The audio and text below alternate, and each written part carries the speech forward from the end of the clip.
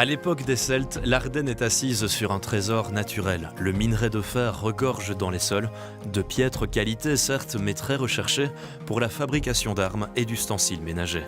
Au XVIe siècle, la métallurgie, suivant les premières techniques des cisterciens, se développe avec la construction du Haut-Fourneau de Marsol, village aujourd'hui disparu. Situé au domaine provincial de Miroir, ce haut fourneau semblable à une cheminée permet de fondre le fer à haute température avec 3 ingrédients, le minerai de fer incontournable, du charbon de bois combustible et de la castine, pierre calcaire qui diminue l'acidité et facilite la fusion du minerai.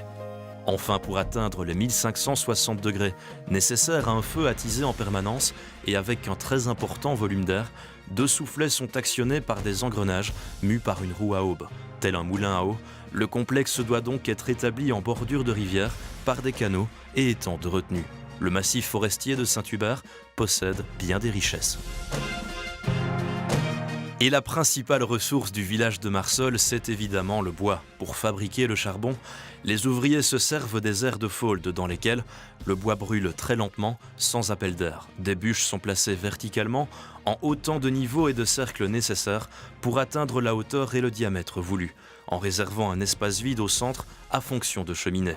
La construction est ensuite recouverte d'herbes, de feuilles et de terre, formant une couche étanche pour que l'air ne passe pas au travers. Des braises incandescentes sont versées par la cheminée, mettant ainsi le feu à l'intérieur. La teinte bleuâtre et la quasi-transparence de la fumée indiquent que la carbonisation arrive à son terme. Dans l'histoire de la métallurgie, le fourneau Saint-Michel conserve également les vestiges d'un haut fourneau. Géré par la province de Luxembourg et construit en 1771 par l'abbé Dom Nicolas Spirlet, il consiste à redresser les finances déplorables de l'abbaye de Saint-Hubert. Après de nombreux échecs et des relances successives, l'exploitation du Haut-Fourneau s'arrête en 1794, année de l'arrivée des révolutionnaires en terre luxembourgeoise.